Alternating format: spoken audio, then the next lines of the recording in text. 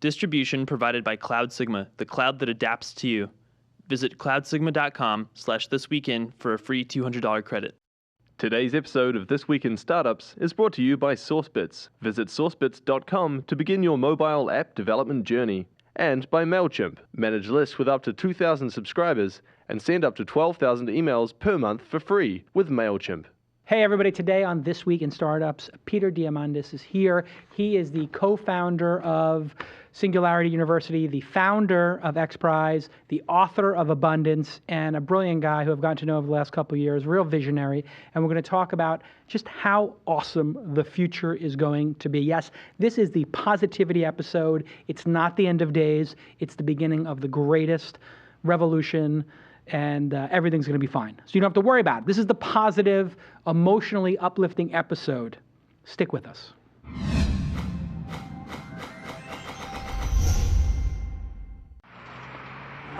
That's what it's all about, man. They said money is the root of all evil. What?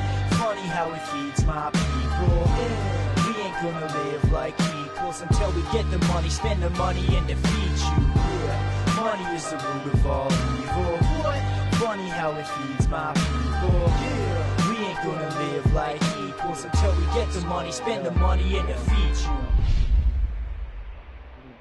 Hey everybody, today is going to be an amazing episode of This Week in Startups because Peter Diamandis is here with us. He's just a brilliant guy who, you know, there's some of those people who, when I get invited to a dinner and I see Peter is going to be there, I go and I try to get the seat next to him because when I talk to him, it just makes me feel better. He just talks to everybody. He's a great thinker and he's done so many amazing things in his career that he's just one of those people that you leave the conversation feeling like you've been intellectually stimulated, but also that the world's going to be in a good place. And his new book, Abundance, is amazing. Go buy it while I read the ad. Guys, seriously, it's amazing, and go get it. And I've just started it, and it's really well done. So, listen, a lot going on. The launch conference is coming up March 4th, 5th, and 6th. Make sure you go check that out at launch.co. And thank you to our friends at SourceBits for supporting this program, also making the app for the live crowdfunding stuff we'll be doing at the event. These guys are a great group. And today we have with us Peter Holcomb, who actually had his app made by them. And so instead of doing just me reading an ad for SourceBits, here's somebody who actually had their app built by SourceBits. Peter, are you there? Parker, are you there? Yeah, it's Parker. I'm here, Jason. Thanks for having me on. Pleasure to be here. Of course, of course. So now you had your app built by them. You had a good experience, I take it? Yeah, I had a great experience. It was the first app that I've built out, and it absolutely turned out to be a professional grade, high quality. It's been robust. They put out a stability release for me, and it's been well received so far. Awesome, and I see the app here is a pretty clever app. You made this app because you were looking, as you told me when we met earlier, to make an app to do annotations of things from books that you were reading for school. And so if you pull up my iPad, you can see how it works. It's pretty neat. You press Add a Highlight. You take a picture of the book. I'll just pull a picture from my photo album here. And then we're going to add a highlight here. And so the way that works is you just highlight the photo, as you can see in the video that I'm playing, and then the system transcribes from the book. So if you don't have the ebook, that's okay. You can take a picture of your book, I mean in the library, at a bookstore, wherever you happen to be, your friend's book, your book, and so here I'm going to add a highlight, boom, boom. What a great idea this is. I hit save. I say what page number that was. I save it, and then it goes and it annotates it and it transcribes it. So you actually get the transcription of that. Are you doing that transcription through like Mechanical Turk, or is that like OCR? I have an advisor on the company who started his own image processing company, Bill Byther. He runs a company called Italisoft. So we were able to leverage some of his image processing and OCR technology to use in the product. So that's all done server side. And you can check out Parker's application, which is called eHighlighter, in the iOS store. It's very neat if you're a student or you're just a book nerd and you wanted to take Peter's book and let's say you wanted to just take some pictures from it and quote some stuff, you can do that. And I'm assuming I could share that stuff then and tag it, organize it. You can sort it, you can tag it, you can make it comments, you can put it into your Evernote, you can email it to yourself or to a friend. You can also review your highlights on eHighlighter.com. So There are plenty of social sharing features. I love it. And I think it shouldn't be limited to books. I could do this in a newspaper too, if it was where it'd be possible almost. It depends on the print size. Yep, you can use it in magazines, newspapers, clippings off of a sign, anywhere where you want to just remember, those certain 12 words instead of, 500 words off an entire page. I love it. It's a great idea, Parker, and thanks so much for coming on the program. Everybody check out eHighlighter, and thank you to SourceBits for, of course, building it for Parker and sponsoring this program. Independent media like this is not easy to produce. It costs money, and they've been a great partner for us. And if you'd like to build your own app with SourceBits, go ahead, and you'll be able to demo it here live on TWiST like Parker just did. Go email sourcebits@thisweekend.com for more information. Sourcebits@thisweekend.com for more information. So, Peter, you founded the XPrize. By the way, SourceBits, really cool. I've got a whole bunch of app ideas. Yeah. So I'm making some notes. I'm going to be their customer. There you go. Well, everybody's behind the eight ball when it comes to apps, and there's just not a lot of talent out there, so you can find a talented group to help you. It's great. Absolutely. Appreciate the support there on the ad. Good. You founded XPrize. I did. Co-founded Singularity University, and did. now you've written the book. So we got so many places to start here. And there's the whole side of sort of space exploration and space tourism, and Right. a dozen companies there, but we don't have to go there. Well, XPrize is a good place to start, but I would like you to tell us what you were doing before XPrize. How did you come to the concept of XPrize? What were you doing? Like, how were you making a living before XPrize? And when was that? Yeah, so I grew up in New York, born in the Bronx. Both my parents from a small island of Lesbos in Greece. Okay. Upa. And and I'm from Brooklyn, so it's interesting to. So to New Yorkers. They grew up though in Greece. They born there, came over here. My mom in high school, my dad after in the medical 20s school. They came in. This Ellis was, Island? No, this was. 50s. 50s. Wow. Yeah. Okay. Yeah. Well, anyway, long story short, my passion, on the heels of Apollo and Star Trek in the 70s was space. Right. Became a huge space enthusiast, and my mission, if people describe they have a mission, a God, calling in life, mine is like getting off this rock and taking many people with me. And my parents always thought I'd be a doctor, and so it was sort of like, which do I do? And I ended up going and getting a medical degree and a six-pack of engineering degrees. Make my mom happy, but also a six-pack of engineering degrees. Well, a bunch, to go and become an astronaut. I was sort of like, whatever. I wasn't a fighter pilot, right? And the next best thing was being a physician and being all those things. So I started becoming a serial entrepreneur in the space arena. I had started a group called Students for the Exploration and Development of Space, SEDS, which was the largest college space organization. Jeff Bezos ran the chapter of SEDS at Princeton. Wow. Which is where I first connected with him. And then started something called the International Space University, a company called Microspace Launch Systems, was a launcher company, satellite communications company, Zero Gravity Corporation. Wow. So these were a whole slew of companies, space adventures, that were focused on opening up space. Right. And then one day I read that Lindbergh crossed the Atlantic in 1927 to win a prize. I thought he woke up one day, just decided to fly across the Atlantic. And to see if it could be done, right. See if it could be done. But it was actually a $25,000 prize that drove 9 teams who spent $400,000 to win $25,000. And ultimately, that idea stuck with me, and I said, can I create a prize to catalyze private space flight? And that's where XPrize came from. And so you say, we're going to start an organization, XPrize, that will bring back whatever was happening in, what was this, the 40s or 50s, that prize? It was the teens, 20s, and 30s. Just prior to Who World were War the I. people who put up? Who were the crazy people who put the prize money up then? Was it just like bored rich people? It was, actually, it was the media companies. Oh, it was the startup. fascinating. The startups. There was the Daily Mail. It was the Globe and Mail. It was. They wanted to create good news stories. Got it. And they wanted to have heroes, and they put up these crazy prizes for crossing English Channel or crossing whatever. And then it was individuals. So Raymond Ortega was an entrepreneur who moved from Paris to New York, penniless, worked his way up as a busboy, eventually to buying the Hotel Lafayette, and saw the potential of aviation and offered up this crazy prize for New York to Paris nonstop, sort of connecting his homeland with his new home. Wow. And anyway, I took a page from that book. But they stopped for decades. People stopped doing it. You know what Why happened? did it stop? It stopped because the government started paying a large amount of money. So here's the prize world. The prize world is, here's a large amount of money for the first person to do this. Right. Lots of teams can compete. I have no idea when it's going to happen. World War II comes along, and the government says, here's a. Can I say a four-letter word on this program? You can. It costs $10. Swear jar. Oh, I Think was about wondering what that was. Okay. Swear jar, baby. Here's a. You can use a sugar. You say, here's a sugar ton of money. And by the way, this goes to the kegger for the staff. So if you don't feel bad if you do use it. Okay. Anyway, so the government says, here's a ton of money. I'm not sure how many cash on me. Here's a ton of money, and starts paying the prime contractors.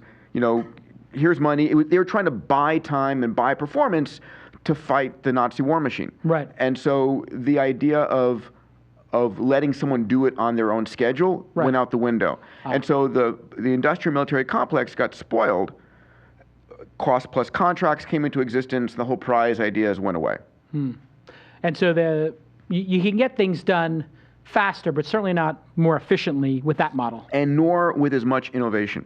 It's when interesting. people don't have, and why is that? Yeah. Well, so here's my theory of innovation that's come out of the XPrize work, and it really holds true. So the day before something is really a breakthrough, it's a crazy idea.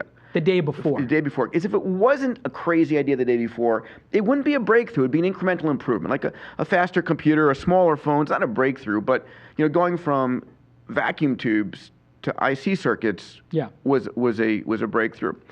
And so what happens is, if you ask people to achieve a goal, most people are lazy. If you give them all the time, the money, the resources, they'll take the time, they'll take the money, because people don't like to fail publicly. And so people end up, sitting on the government dole for a long period of time.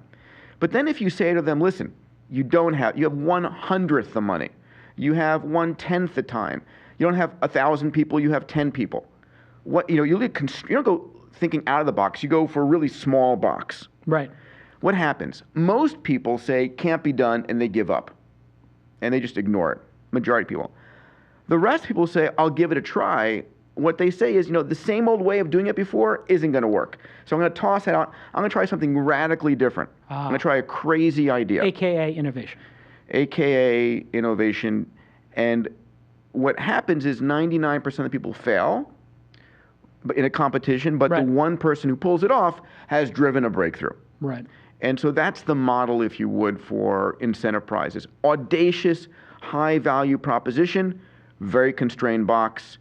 The government teams, the large corporate teams don't play because most are going to fail. They don't want egg on their face. It's the startup guys. It's the guys who have nothing to lose. It's the guys driven by their passion that will do anything to try and take a shot at it. And now you said, something stood out to me. You said that the fear of public failure keeps people from trying. Unpack that a little bit. Well, what role does the fear of failure play in all of this? So I speak about this often with passion, that we're living in a very risk-adverse society.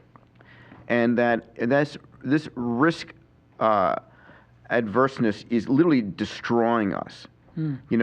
I remember when I was talking about the original Ansari XPrize, before it was won, it's like 2002, I was in Congress, I was giving testimony about the future of the space program, and a congressperson stood up and basically said, Dr. Diamandis, aren't you in fact asking teams to risk their lives? Might we not have loss of life on this $10 million junket?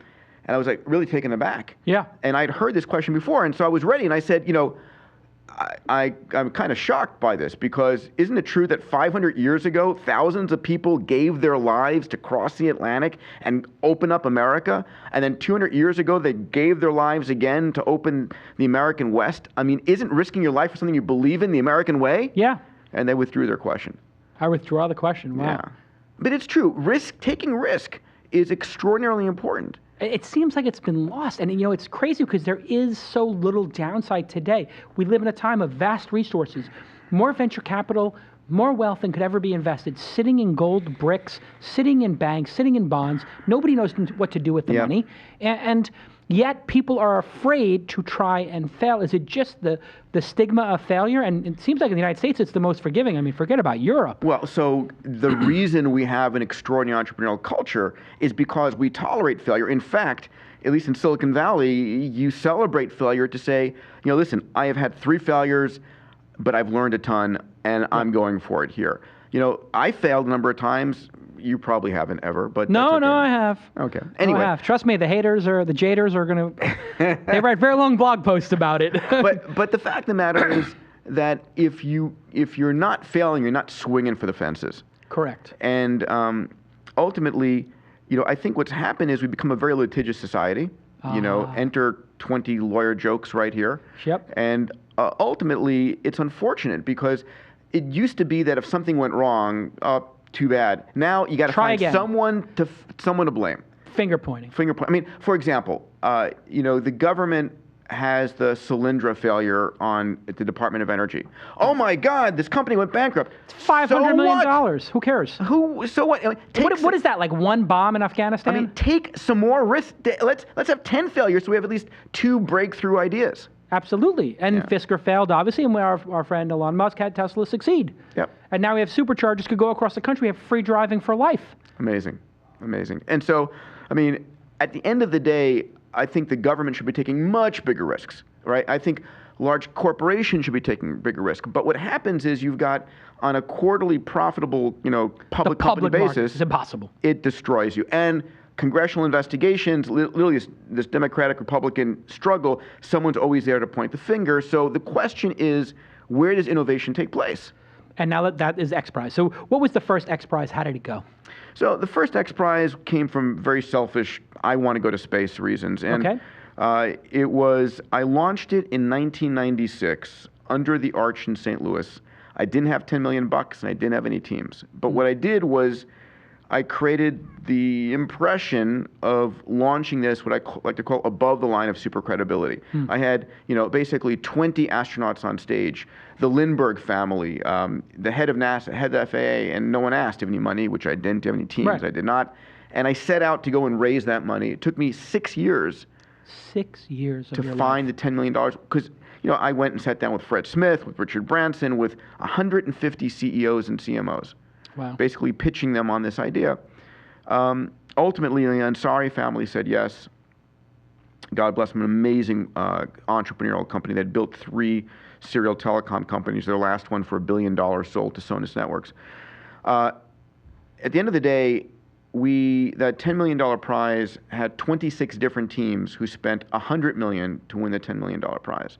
And they explored every possible combination of getting into space. The winning team was Burt Rutan, Scaled Composites, backed by Paul Allen, won in October 2004. And what was winning? How did you define winning? So when you create, that is a key element of doing a prize. Absolutely. So having very clear, objective, measurable that the rest of the world can see. So winning was build a private spaceship. You had to demonstrate 90% or more private financing.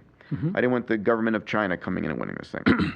It had to be able to carry 3 adults into space. So at the end of the competition, it had a viable vehicle with a pilot and 2 paying passengers, or an autopilot and 3 very brave passengers. And then you had to fly to 100 kilometers altitude, land safely, and with the same ship, within 2 weeks, do the trip again. Oh. So renewable, reusable. Reusable, and that meant that the cost for each subsequent flight was the fuel and the touch labor. And so it kept the cost affordable. Mm-hmm. And at the end of the day, Rutan won it. Richard Branson came in, licensed the winning technology after turning me down twice to fund it. Wow. Smart guy. And I was thrilled. Well, I mean, as Jeff Bezos has said, smart people change their mind often. Yes. They change their position. But it was a great, Richard's a friend, and I'm thrilled because ultimately he turned it from a historic event into an industry, which was our goal in the first place. And now you have that Virgin, what are they Virgin called? Galactic. Galactic, where they're going to be taking people to space. Yeah, they have, close to 1,000 paid customers. And, Virgin has the potential to make more astronauts in the first year or 2 of operations than in the last 50 years of spaceflight history. What prize should we be doing now if somebody would give you $100 million right now? So and you could place that chip only on one prize. Oh, man, that's No splitting it into 4 prizes. okay. And That's a great question. which prize do you put it on? Which one does Peter put it on? So can I give you my list and then down select from there? Absolutely. Yeah, let's go backwards. So We'll narrow it down. Global literacy is on my radar.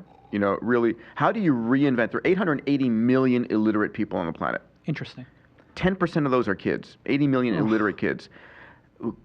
So how do you create a mechanism that is scalable, that doesn't require building schools, teaching teachers, that really drives literacy? So that's one big thing. It's amazing. You say this stuff, and my mind just immediately starts. That's one of the great inspirational things about this. Yeah, Is your mind just immediately starts thinking of solutions. Yeah, exactly. And we have lots of smart people on the planet. Keep And going. Alzheimer's, $100 million would be a great dent. Alzheimer's will bankrupt this nation. 50% of people over the age of 50% of people over the age of 85 will come down with Alzheimer's. And we're living longer. We're living longer. So we're going to live poorly, sadly, if we don't solve that problem. And, you know, it's like polio. My friend Ken Dykewald talks about, you know, we used to solve polio with iron lungs. You know, literally stadiums filled with iron lungs. And then we created, you know, basically the polio vaccination, and we solved that problem. So we can solve. There's no problem we cannot solve. You actually believe that? I do. I know that. Yeah. I know that. There's no problem we cannot solve. Really? Global warming? Yeah. Totally solvable. Listen, Life on other planets? Solvable. it's there. I think. No, life- but our ability to be on other planets. course. Yeah. You know, if nothing else, Elon will get us there in the next 2 Yeah, years. absolutely.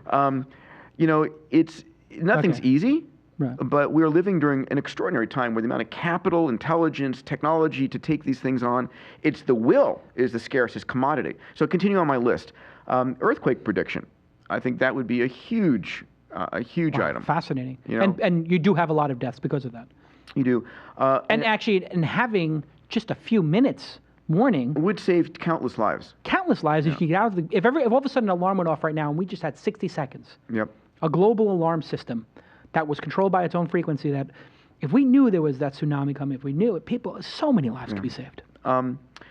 Cancer, I'm literally speechless that we have not been able to get enough concerted effort on a cancer XPrize. The amount of capital out there, maybe I'm just a really poor salesman, but at the end of the day, even, you know, an XPrize for early detection of certain cancers that if you catch them early are curable, or, Sure. you know, that isn't in place. Manageable, yeah. One of the prizes I am working on, but should be a $100 million prize, is a series of battery XPrizes. I mean, talk about revolutionizing the power industry, revolutionizing The electric storage flight. of Yeah, the storage of electricity is the issue, not the generation of electricity. exactly. You know, we have 5,000 times more energy that hits your Earth's surface from the sun than we consume as a species in a year.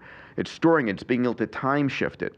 Big Something. challenge. I mean, batteries that are 500% better, right? 5 or 10. 5x would be extraordinary. It would be extraordinary. It would change the global economy in an amazing way. So, I mean, those are, now, where's my one chip?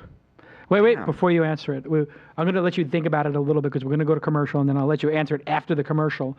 But before you answer it, Yeah. is your process so dangerous that you feel there are people working against it? Is there a global conspiracy against a $100 million cancer prize because it would fly in the face of drug, you know? Because when I hear you talk about it, I feel like this is a Michael Crichton novel sometimes, and that they're going to whack you. I don't think so. It seems so dangerous. Like, what Did you would see my bodyguards out there? exactly? Like, would Pfizer ever put $100 million up for a cancer early detection when they know they're going to make?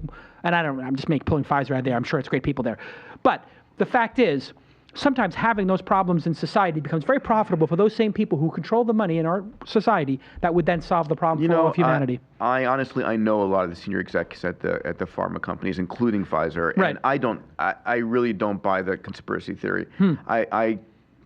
I think it's large companies. This is the kind of prize that a philanthropist needs to take on, because the pharma companies have their own set of problems. They're hitting towards a brick wall at 1,000 miles an hour, and they know it, and they have no way of reinventing So their business models. self-interest is now working against the human species. It's driven us this far, but is it possible that our self-interest, the pharma companies working in their preservation mode, governments, states, all hitting the wall with taxes and burdens It's and called debt? revolution. But if everybody's acting out of personal interest and cannot put the small amount of resources necessary, how on earth do we solve these big, long problems that you are thinking about every day? Yeah, You're like a lone wolf out there. Well, I do believe we're living in a time where the world's biggest problems are the world's biggest market opportunities. And entrepreneurship, the guy or gal who's got an idea is what really will slay that. The large companies, large government entities, I'd rather focus on the individual and the philanthropist. All right, when we get back, we're going to figure out which one of these, I think it was 4, we had, I'm going to remember them, Alzheimer's, literacy, battery storage, cancer detection. And earthquake. That's 5. Those are 5. Yeah, a good 5. And I'm going to, but this is interesting. Let me borrow that pen for a second. Okay. I'm going to write down what Your I think answer. your 2 are. Yeah, I'm going to write down what 2 are for a second. I'll go from 5 to 3 to 1. How's that? Just give me the 3-2-1. 3-2-1. Okay, 3-2-1. 3, okay. Hey, listen. This is an amazing episode. As you can say. By the way, if you want to vote with your pocketbooks, just peter@xprize.org. Send over the check. That's and it. We'll launch them. Absolutely. There's there's a lot of rich people who listen to this program. Like, seriously, put up a prize. Thanks to my friends at MailChimp. What a great company. I use MailChimp, of course, for all my, and I just had somebody email me today who's a very powerful person who's like, listen, I know you were talking about MailChimp. How much money are they making? It's like a very powerful investor. And he's like, can you introduce me? Because I think I may want to invest in that company. And everybody loves it. I keep hearing about MailChimp. And I was like, I tried to angel invest in MailChimp 3 years ago. Ben was like, we don't need money. I was like, well, at least I can use the product. And he's like, better than you investing in my company. I want to invest in This Week in Startups and sponsor, launch. And boy, has MailChimp been a tireless supporter. And I've been using their product tirelessly for 3 or 4 years, and it's so elegant, it's so simple, it's free if you have 2,000 subscribers or less and send less than 12,000 emails per month. It's a great product, it's easy to use, it's mobile-friendly templates, drag and drop file uploading. The free plan is always free. I use it constantly. The launch ticker, you guys know, a lot of you guys get that information on launch. And it's flawless, and people love it, fast. All those spam problems, getting to people's spam folders, they just figure it out. And like once in a while, like every couple of months, somebody emails me, I didn't get my newsletter. And I just CC one of the support people at MailChimp. They are on it. And they work tirelessly. And then I hear like, oh, Jason, by the way, 72 hours later, we figured it out. That person had this problem, We talked to their mail provider and blah, blah, blah. And it's like some obscure mail provider that didn't update they are on it. And you'll never be on it like they are because they are focused on their problem, which is getting into people's email boxes. People's emails stay the same for life. Peter's email, my email, it's going to be for the rest of our lives. And we're going to live forever with this whole Ray Kurzweil stuff and the Singularity coming. And we're going to get to Singularity University right after this. We're living forever. And so MailChimp's going to have that email forever. Everything's going to be just fine. Everything's going to be good. Everybody thank at MailChimp for our eternal long existence and our emails for life. Thank you. It's a personal thank you from me to them for supporting the show. All right. So. Go MailChimp. Go MailChimp. I'm going to verbalize. I'm going to just do my thought process here. Cancer is interesting. I feel like we're on a pretty good trajectory there, but I don't feel like that would be in the top 3. I don't think. Literacy to me feels like if 15 or 20, if 800 million people and there's 5 billion people on the planet or something, what is it now? 7. 7, wow, geez. So that's more than 15% of the population. If you get 15% more firepower, that could lead to better things. And it could lead to less wars, and it could lead to more democracy. And so Very smart thinking. Yeah, so there's a lot of unintended consequences. So that one seems like a very simple one, but it has the most, like curing people who are dying of cancer is very noble, but those people becoming participants in democracy could have profound impacts. You're a smart guy. But let me just, I'm narrowing in. Okay. I'm good. This is what Greeks do, right? Greeks sit around and they think this thing through. We'll take 2 half sweet Turkish coffees. Give us the Greek coffee. God. Bring us 2 waters of Saganaki. Let me think. Now, let me think about the battery storage. I feel like that one's going to happen with or without the incentive because it's so pressing. But I mean, it would be better if we escalate. Parkinson's would have Alzheimer's. Alzheimer's, rather. Sorry. Alzheimer's would give an extra 15 years, 10 to 15 years of intelligence to the most intelligent, wise people on the planet. So if we just think about maybe 15% more of the best of the most intelligent people who have the most experience, that to me complements very nicely the 15% boost of the literacy that's dragging us down. So I like both of those ideas because they could have a residual effect. Earthquakes, I love it. It's clever, but I think it's a minor compared to those 2. So I'm going to make my 1 and 2 literacy, Alzheimer's,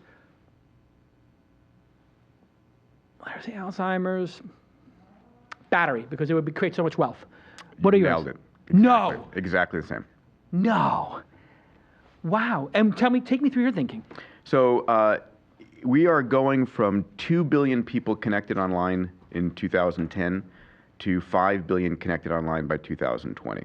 Because of smartphones. Because of smartphones. $40 tablets in India. Unbelievable. Well, eventually the tablets will be free, right? I'm going to give you a tablet because I can't sell you anything unless you have a digital connection. Yeah, of course. And so that will drive Google Play, iOS Store, Amazon.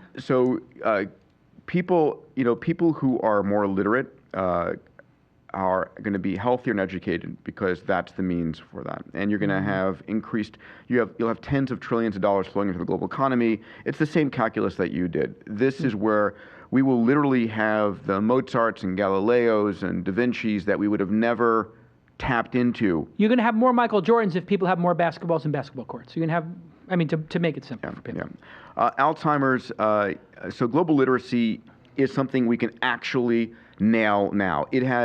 I think that there can be very novel, very powerful viral mechanisms to spread literacy around the world, whether it's gamification or whether it's using YouTube. I don't know what the answer is. Well, clearly Khan has made this dramatic impact. Yeah. And if there was gamification, and if there was a prize, and it was micro prizes, so for each of those 880 million, if they got to keep the tablet for becoming literate, I'm going to submit that. Here's my submission. You actually have to do it. I'll do it. Okay. I'll make a $50 tablet, and what happens is, if you successfully can read by the end of using the tablet at a location, then you get to leave with the tablet. I win. Hands down, I win. That's a damn good idea. That's the only way you get the tablet. Yep. What do you think young people want? They want a goddamn tablet. Yep. What do I put on? I'll put the Avengers on there. You get the tablet with Angry Birds. For every hour, here's what it is. What is the winning? How do you define winning for that? We have to. You haven't yet. So we have. We're in the middle of designing it right now, and it may well be one of the concepts cost? right now is I've just raised some capital to do the design. We're going to look for a global sponsor for this that's really going to be known worldwide for having wiped out illiteracy on the planet. How about this? The ability in under 30 days for under $100 to make somebody literate. Those are good. Would that be a good way to phrase it? So we're looking for... Because with an unlimited amount of money, you just say, I'll open up schools. So here's one of the approaches that we're looking at. We're saying a team will be given 200 illiterate kids aged 6 to 9, something like that. 100 in Africa, 100 in India is where we're looking at.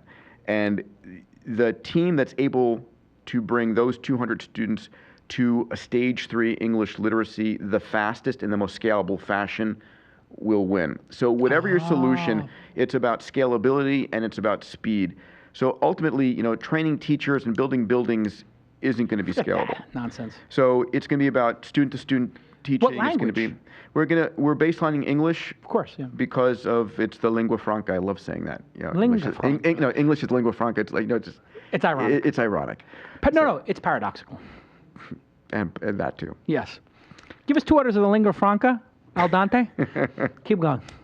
I love that lingua franca. So in Alzheimer's, I have a great friend, Ken Dykewall. He's the author of and the creator of Age Wave. And he really talks about the fact that this is the epic issue of our generation. My dad's 85. He's starting to come down with Alzheimer's. I know it's tough. My grandmother, it's terrible. Dementia. And it is growing globally at a fast rate. And it will cost this nation, it can bankrupt this nation. So ultimately, the challenge is that there's not enough radical thinking being done on that. So we're looking at what can we do there. Now, I don't know. Is my thinking about getting that extra 10 years of wisdom at the tail end of a life, is that correct, or is that not the reason? Is it because of the bankrupting reason? Because I kind of think like those people who are getting old, they seem to get more and more clarity as to what's important in life. If we could squeeze an extra 20 years of being lucid out of an Einstein, out think of that's a much higher- Shakespeare, out of a Yeah. Peter or an Elon Musk. If we get an extra 20 years out of Elon Musk, what will that mean for humanity? And those might be his 20 best years. Or an Einstein or whatever. Or it an might be. Einstein. Well, I mean, when you say Einstein and Elon Musk, we're pretty much talking about the same thing there. So, As far as I'm concerned. At the end of the day, I think your thinking is extraordinary and smart there. Yeah. It's not the equation that most people look Yeah. at. It's the financially. We have more and more folks going into old age homes Yeah. and then mental. So, batteries, I think, is about unleashing an era of abundance, and just put a plug in for the book. Absolutely. We're going to dive in next. Okay, and basically, at the end of the day, if you have energy, you have clean water. If you have clean water, you have health. If you have health and energy and clean water, you've got food, and ultimately, it really is about creating a life of possibility for people versus a life of luxury. So these are all intermingled. They're all what we call the grand challenges of humanity. And my message is, people who have assembled, been able to collect hundreds of millions of dollars or billions of dollars, let's stop building buildings and let's start slaying diseases. Yeah, Bill Gates has taken that approach. Absolutely. God bless him. Yeah. Where's Larry Ellison in all this? Well, the other thing I mean, is, how do you deal with that? I mean, look, I'm not going to point out Larry Ellison. I don't know what his personal finances are, but you did have Steve Jobs being like just not giving any money to anything. What is up with some of these billionaires where they just don't seem to be able to shoot the goddamn lock off their wallets to do something big and extraordinary, and they're so I think it's the Forbes list, man. I think they don't want to drop down a couple of notches. I think they it's, should. You know what they should do on the Forbes list? Forbes is gamified, being a billionaire. That's so dumb. What they should do is Forbes should say, we give $2 to your net worth for every dollar you give away. That's On the list. Steve Forbes is a friend, as is Rich Karlgaard, the publisher. I'm going to actually have that conversation with them because I do believe people don't. I mean, when you have $2 billion versus $2.5 billion, Who cares? Who gives a shit? But being 90, yeah. Gotcha. Being 90 versus 110, Yeah. maybe these guys actually matters because this is a message to Steve Forbes. I know Steve, he's a nice guy. Give everybody $2 for every dollar they give away. But they have to actively give it away, not this BS like I die, I give away majority. So let's talk about the other part of this, which is the giving pledge that Gates. Nonsense. I mean, it is nonsense. I mean, I don't mean to nonsense. call out charity, but it's nonsense. The world's problems are not on a 30-year timeline from now. What if we have a goddamn tsunami that buries Manhattan or Hawaii? Go ahead, you tell me why. So I mean, BS. from my standpoint, it shouldn't be a giving pledge. It should be like. It's like I am committing to wiping out this disease, solving this problem. It should literally be I am committing my philanthropy to attack this problem and actively doing it. Yeah. Right? It should be a commitment to solve a problem. Like Bill Gates is doing. Yes. He's actively doing it. He is. And it's a perfect And example. he's got to be blowing out $1 billion a year. Easily. And he's got 50 billion, so it's like got 25 years left on the planet. Might as well blow it out. Have fun. It's more fun. I mean, what you give to your kids, it's a disaster. Let's talk about the book. Okay. People love the book, obviously. You take an approach, and we sort of delved into it a little bit, which is every problem is solvable. Everybody else is panicking. Everybody else is essing the bed to not give myself a $10 penalty. Why does everybody panic about everything being unsolvable when we consistently somehow manage to get the resources to, there it is. If you have some change. Yeah, we'll make change. Okay. Well, or I may have to. I may have right to. Here. Boom, we're on target. I may have to you may pay have to more. be on account. Yeah, you got Who 4 knows? more on account. So everybody seems to be so playing on their heels. Everybody's panicking about everything, but we always seem, as the human species, to figure out solution stuff. And it's been that way forever. Whether it's Hitler, whether it's nuclear disarmament, which we haven't solved, but we seem to have contained, whether it's Al-Qaeda, I mean, I'm talking about wars and this kind of stuff, or polio, or plagues. We always seem to survive and thrive. We do. And there's maybe a pattern here. And the challenge is when I talk about creating a world of abundance, as I do in the book, and not a world of luxury, a world of possibility, people have their basic needs met, I get a lot of cynicism. And I get a lot of people who are saying, that's ridiculous. How can you possibly believe that? Haven't you heard about terrorism here and the economic fall there and these problems and that problems? And one of the things that hit me is that we are living in a day and age where most, not you, but most of the news media are drug pushers. Absolutely. And negative news is their drug, right? So Yes. on every device you have, on your tablet, on your smartphone, on your newspaper, radio, television, 24 hours a day, 7 days a week, you're getting pumped negative news, the same story over and over and over and over and over again. It's like, holy cow. It's causing mental illness, I bet. It is causing this Depression, cynicism. mood, cynicism. I mean, but it must be causing some people to get depressed. I'm sure it is. Like people who are borderline, like they could be happy, but it sends them over the anxiety cliff. And what happens, so why does this happen, right? And it turns out that there's a physiological and a very strong reason for this. You see, as we were evolving as humans on the plains and the savannas of Africa hundreds of thousands of years ago, if you missed a piece of good news, well, that's too bad. You missed it. There's some berries on that tree. Exactly. And you didn't happen to see it. You miss a piece of negative news, like a snake in the grass or a rustle in the weeds is actually not the wind, it's a tiger. You're dead. Your genes are out of the gene pool. There we go, Darwin. Darwin's alive and well. And so literally a piece of our temporal lobe called the amygdala evolved that scans everything we see and Fight hear. or flight. Fight or flight. And we are scanning for negative news. When we hear a piece of negative news, we go, oh my God, what was that? Right. And we The become reptilian fully brain focused. thing, yeah. It goes on full alert. Yeah. And so the news media knows that, and our politicians know that. Just and press that button over and over. It's if it bleeds, it leads over and over Well, and and over then again. 9/11, like, hey, if we're going to take away, if the government wants to increase its ability to spy on its citizens, the best way to do it is to hit that panic button over and over and over again. Now you're scared to death. You'd much rather have people reading your email and listening to your phone call than be blown up in a terrorist attack. But if you look at the facts of what's really happened over the last 100 years, the human lifespan has more than doubled. Much more. Much more than doubled. The per capita income for every nation on this planet has more than tripled. Right. The cost of food has come down 13-fold, energy 20-fold, communications 1,000-fold. Yeah. Amazing breakthroughs. Steven Pinker at Harvard, Right. who just wrote this amazing book, Sure. shows us that we're living during the most peaceful Our better time. angels. Yes, exactly. We're living during the most peaceful time ever in human history. But you would not know it. A person living in the Middle Ages who saw people get murdered at a, tavern once every couple of months Right. would feel a better sense of tranquility than us, because on a global basis, whatever the worst disaster is, child massacre, God forbid, terrorist attack, tsunami, we get to experience it in real time. We watch those poor people die in the tsunami. Over and over and over again, 9/11. 24/7.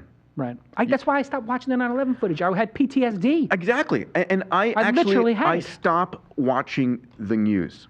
And what I do is I will selectively look at tech shows, science shows, engineering shows. Absolutely. And it's like the stuff that it matters to me. And if something is happening in the world, believe me, I'll find out about it. I don't need to see it 6 p.m., 7 p.m., 8 p.m. every night over and over again. But yet, people do that. They turn on CNN and they hear Anderson Cooper. And I like Anderson. He looks good in a T-shirt. But very nice. He guys look at those nice shirts and everything. I think he's a great guy.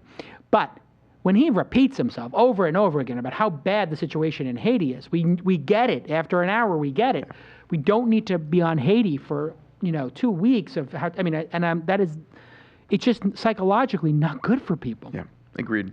So now you're trying to at least let people know through the book Abundance. Get it now, audiobook too, yeah. Yeah, it was we hit number 1 on Amazon, number 2 on New York Times for 9 weeks, and I'm very proud of it. It's basically in the back of the book is about 100 charts, the data that backs the book up in detail. It actually I hit the top of Bill Gates' personal reading list. Wow. He takes a number of books and reads them over. Yeah, just that 1 week thing where he goes I was away. very proud of that. It was Fortune named it one of the top 5 books of the year.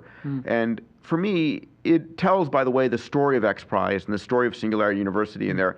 And it really is a mind shift, because what you believe the future to be affects everything in your life. As an entrepreneur, as an investor. How? Because if you think the world is going to hell in a handbasket, you're not investing. You're not taking a proactive stance. If you believe the world is getting better and there's opportunities left and right, yeah. You're going to angel invest. You're going to build new things. And the notion is that the world's biggest problems, solve hunger, water, energy, education, healthcare. You know, you help billions of people and become a billionaire in the process. I mean, what an amazing alignment that exists during our time. And today, more than ever before, as you well know, and you have amazing people on your show, it doesn't take an army. It takes a few smart people to couple of dozen people, a dozen people. Touch a billion people's lives. It happens all the time. Yeah. It happens regularly. What's the role of government in all this? I mean, we're looking at the stalemate in our own country. I mean, and getting back to the media, I'm watching CNBC and they put the fiscal cliff countdown on there. And I just told them, I was just like, I just did a tweet, just kill yourself, which is my sort of catchphrase from when I don't like people's behavior. But I'm just like, kill yourself, CNBC, for putting a 20-day clock.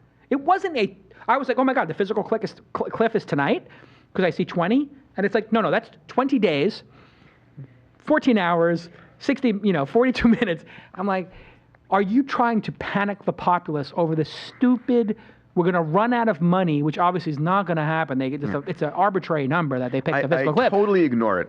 I just turn it off. Like, it's no credibility. But what is the role of government in all this? Should we be ignoring government? I mean, when you look at problems, gun control, budgets, debt. Let's not start on that one. Yeah. I don't honestly know. I mean, government's about providing stability. Right. And, humans love waking up the next day knowing that the world is the same as the night before. In most cases. Yeah, there's no lion in the bush. And so stability is a very important part. But, I look at I'm a very few issue voters. Right. And government, should be taking big risks. Have you gone to them and said, like, hey, government, Obama, like, instead of the next, let's get rid of one F-16 fighter a year for $1 billion, whatever it costs, $500 million, give me one F-16 a year. One less F-16. And let's do some amazing prizes. So, this administration is doing some prize work. Working with Tom Khalil and Kristen DiOrgolo. And the challenge becomes, the best the government's doing are small, sub-$1 million prizes. The government should be doing a $1 billion prize on AIDS, $1 billion on cancer. Absolutely. And people go, well, pays for itself. The money's going to go to. You're absolutely right about it. The money's going to go to the company. No, the money should go to the researcher who comes up with the innovation. How many researchers would change where they're spending their time? No doubt. Right? And you're right. You literally. We spend, we did the calculation, $20 billion a year in AIDS-related work for, $100 billion over 5 years. Imagine if we had a $1 billion prize and you saved $99 billion over the course of 5 years. Insane. But here's the challenge. If I put up a prize, I can't control which congressional district it goes to. I might not be able to control which country it goes to. But who should care? But that's not the way we're thinking about this. How about an XPrize? Yeah. To get rid of a dictator. So has that come up? It has come up, and we've talked about XPrize. Who came up? Can you say who brought that up? Well, besides you. Yeah. There's actually. I'd never heard that came up, but it would make sense to me that somebody would say, "How the hell do we get Kim Jong-il out of power?" So there actually is a prize. I'm blanking on. I'm trying to recall what it is. There's a $5 million prize that was put up by one of the African cell phone CEOs. I'm totally blanking on this. It was money given to a dictator who steps down and transitions his company to a democracy. His country to a democracy. His company, country. It's the same thing these days, Peter. But that has actually been a pre-existing. The problem is we're talking, $5 million for a dictator is nothing, So $5 million an hour they're taking out of their countries. Yeah. So. What do you think of China? When you look at that, there's just incredible.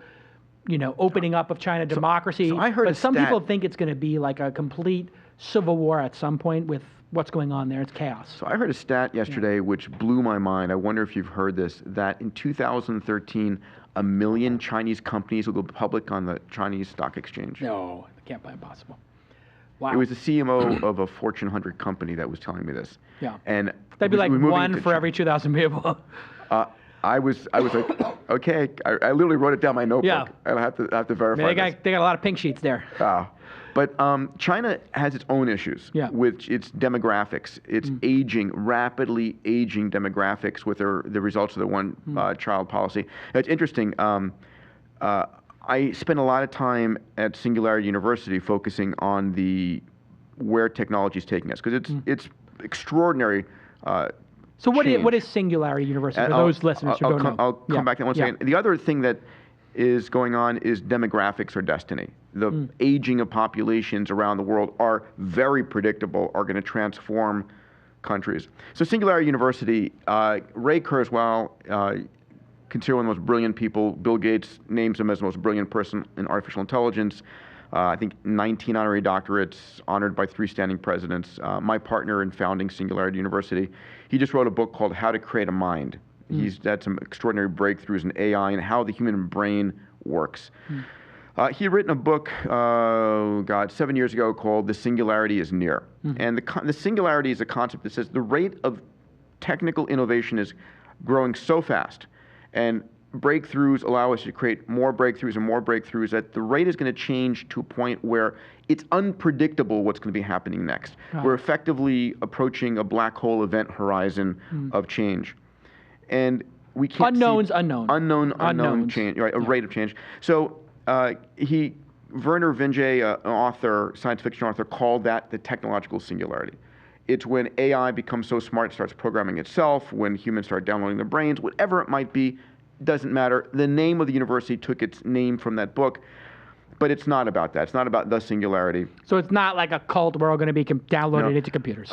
We get that out of the way. The university actually is partnered with Google as our major partner, Autodesk, Genentech, Cisco, Nokia, NASA, and Kauffman Foundation. And we run a university that has 2 major programs with 80 graduate students who come in out of thousands of applicants.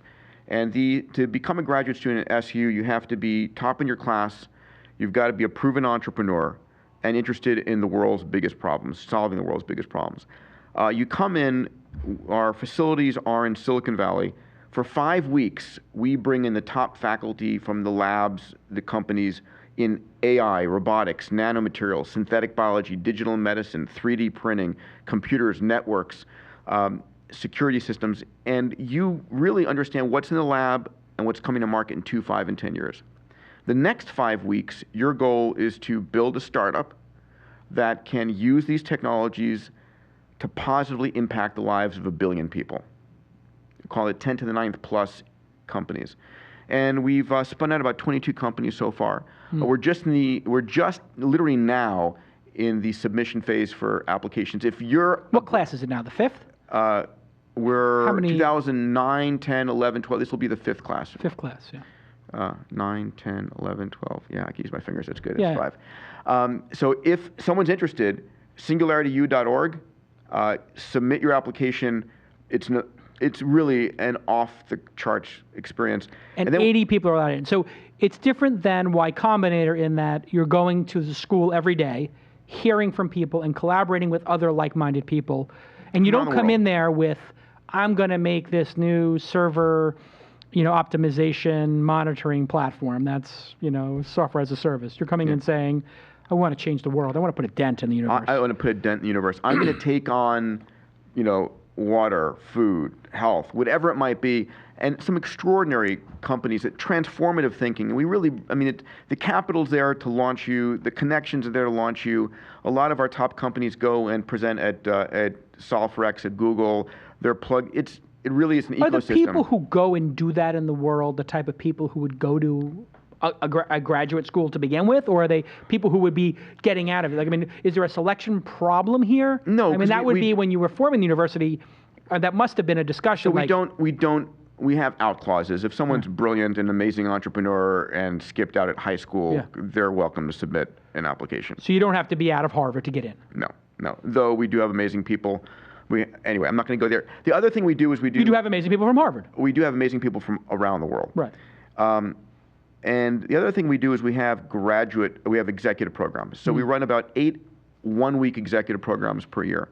And they're incredible. We have the executive teams from top Fortune 50 companies coming in. And in a week, we're showing them, here's these technologies that will either put you out of business or let you leapfrog the competition depending on your point of view. You need to know what AI is going to do to your industry or what robotics is going to do. And so any one time, In the room, we have probably a quarter of the people have just done a $100 million exit, and they're looking about where do I invest next. About a quarter are hedge fund VCs, about a quarter are CEOs, CTOs, and then the last group are entrepreneurs, philanthropists. And so it's not cheap. It's $12K for a week. Right.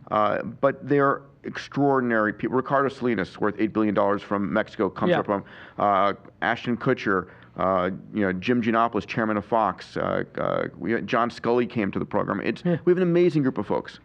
Interesting. Yeah.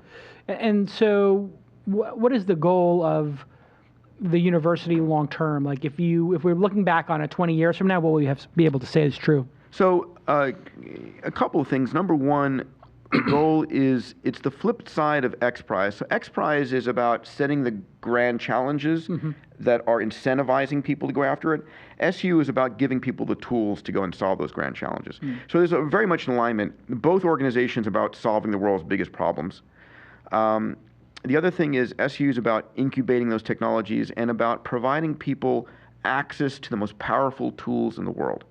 So we're just getting ready to build up our online SU curriculum. We just built a SynBio incubator. We're going to be setting up our SU labs in AI, in robotics, and synthetic biology. And it's trying to create the coolest place on the planet to be. We didn't want to talk about gun control before, but have you thought about an XPrize for gun control? I tweeted this morning, that the right to bear arms was created when there was a single bullet musket.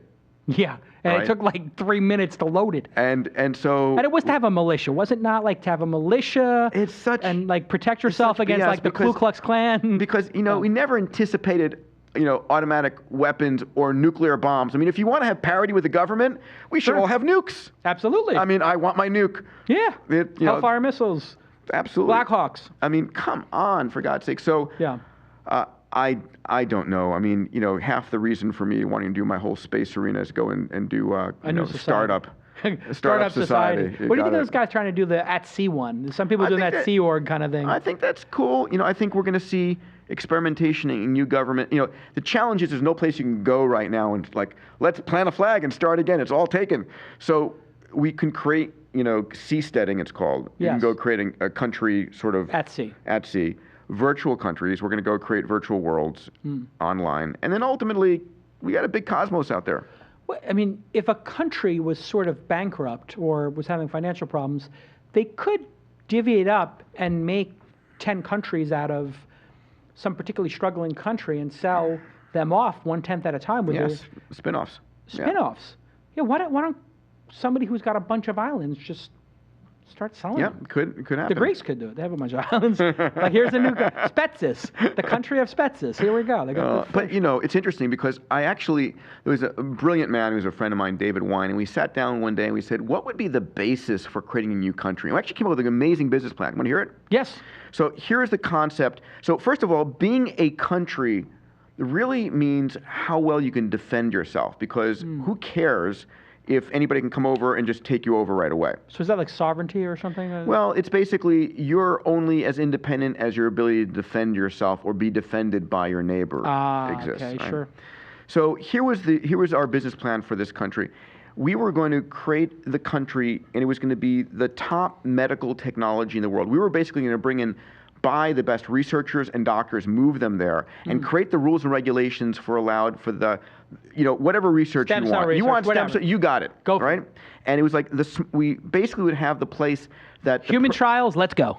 The presidents and kings and queens of every country would come there for medical problems when they had them, because it was the best. No defense problems. And so no one would take you over because I want that country to be available when I need my medical David service. Agus Island. You got it.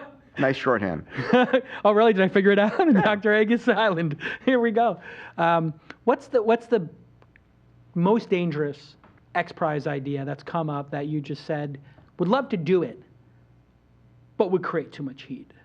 Or the world's not ready for it? Like, there must have been prizes that you said, gee, gosh, I would love to do that prize, but I mean, it was sort of ousting a dictator. I thought would be, because it sort of gets towards assassination would be the $5 million. I like the voluntary, I'll give it up for $5 million, but I kind of prefer let's whack a guy for $5 million.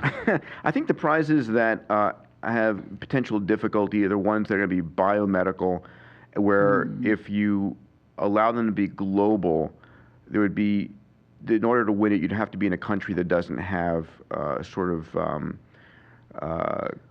NIH or FDA oversight. The only way you could get through do the prize quickly enough is in a country where they don't have trials and human. Yeah. So let's talk about that human trials, and then I'll let you go because I know you got to go. But human trials. This is a big part of what's limiting. Well, bureaucracy, right? Yeah. So I'll give you two concepts here. One, we just announced this year the Qualcomm tricorder XPrize. This is brilliant. It is a great. How did you possibly get the rights to say tricorder from Paramount? Well, Jim Giannopoulos, who's the chairman of Fox, is on our board, and he called the head of Paramount and negotiated. And thank you, Jim. So I'm having lunch with Paul Jacobs, the chairman and CEO of Qualcomm. Amazing company, right? They provide the chips for everybody. Yep. And a lot of patents over there. I know he happens to be a Trekkie as well. Pitched him on the idea of let's create the tricorder. Let's create an XPrize to create the tricorder. We literally shook hands on it right then, and he's been an amazing partner, his entire team. The Qualcomm Foundation and Qualcomm put up $20 million. Now, how do you define what the tricorder did? Because that was a science fiction device. We spent about the next 6 months defining what it was, announcing it in January, as I was on stage at the opening of CES in Las Vegas with Paul announcing the Qualcomm tricorder XPrize. It has to be a device that any mom can use at 2 o'clock in the morning, not a doctor, not a nurse, that you can talk to, cough on, do a finger blood prick, and diagnose you by the team of board-certified doctors for an initial set of 15 diseases. Eventually, we'll go beyond that. Anyway, my point is, Peggy Hamburg, who's the head of the FDA, a friend, actually a brilliant, amazing, can-do woman. Yeah. And my question to her is, when my iPhone is my doctor for diagnosis, are you regulating it? And the answer is yes. What? The FDA would be regulating the phone. So the challenge becomes, how in the world do you allow for this technology to ever get into business if it's going to be regulated to hell and back? And so the answer is, it doesn't happen here in the United States. It happens someplace else. This country is so foobarred sometimes. Anyway, but there is. And the Roddenberrys were involved in this too? So Rod and Heidi Roddenberry are great friends. They're benefactors. Unfortunately, I wish they controlled their father's estate. They don't. Right. But I know they were involved. But they are. They've been a spokesperson. Sure. They've been, I've heard them speak really. And Gene Roddenberry, the creator of Star Trek, what a phenomenally brilliant man. Yeah, boy, did he hit it. Incredible. He nailed it. So I'll give you one last thing. We talk about human trials, but what's happening, what at the verge of right now is, imagine being able to take a stem cell from you and to grow a little bit of your liver and actually see if this drug has a negative reaction to your liver or to your kidney. We can begin to test these things before it goes in. For me, customized. Customized for you, trial of one. And if it works, fantastic. If it doesn't... Yeah, but God doesn't want you creating replicas of me, Peter. I talked to God last night in my prayers, and God said, please don't make any extra Jasons. I forgot one of my favorite XPrize. It's called the Organogenesis XPrize. We're going to go this decade, in this next 10 years, my prediction, from a skin cell to a pluripotent stem cell to growing everyone who can initially afford an extra set of organs. Imagine having on storage heart, liver, lung, kidney. Backup, baby. And then that just travels with you. I'm going to Hawaii for Christmas. Send my organs. In case anything happens, you get a seat for my organs. I mean, it's basically getting to that point. We're getting there. It's fascinating. Anyway. What a world you live in, Peter. And it's amazing. Fun. We could talk for hours and hours. But how can people support the XPrize? I mean, obviously not everybody can put up a $10 million, $20 million prize like Qualcomm. But I wonder if...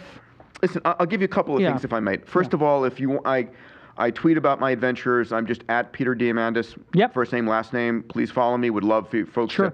I share what we're doing all the time. You're so very available to interact. I do, because I care about people think and what they're doing, and I do listen. The second thing is, I'm writing my next book, the follow-on to Abundance. It's called Bold. And I'm actually blogging twice a week as I'm interviewing the top billionaires, CEOs, all the crowdsourced, crowdfunding, do-it-yourself leaders out there. And so if you go to diamandis.com, which is my website, you can sign up for my video blog and my written blog. Nowhere near as extraordinary as the work you do, pal. Anytime you can have the studio anytime you like. All right. And then just go to xprize.org. We're actually, one of our goals this year is to make XPrize much more interactive, where people watching can give us ideas, vote on what ideas they want to do. Yeah, love it. And so it's really, to me, really important.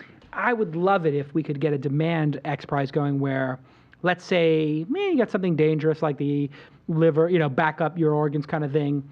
Yeah, I put $1,000 into that on a flyer, and I know there's some people on Reddit put $100, $50, and I don't know, maybe like a XPrize Kickstarter would be pretty interesting. I don't know if you've ever considered it, but hey, anything's possible, right? You got it, pal. I would love to crowdfund a new liver. Everybody get the book Abundance. It's amazing. And everybody, of course, follow Peter Diamandis. Diamandis, right? Yeah, I'm pronouncing correct. Diamandis. Diamandis. Diamandis. If you Google it, it'll correct your spelling if you get it wrong. And follow, I'm assuming you're at XPrize too on Twitter? We are. Awesome. And apply for the, I have a lot of entrepreneurs in the group. Apply for the Singularity University. What an amazing organization. Thank you, MailChimp. Thank you, SourceBits. And thanks to the crew, Kieran, Jesse, Brandis, Crute, Bryce, everybody who makes the show possible. Thanks for another flawless episode. And we will see all of you next time on This Week in Startups.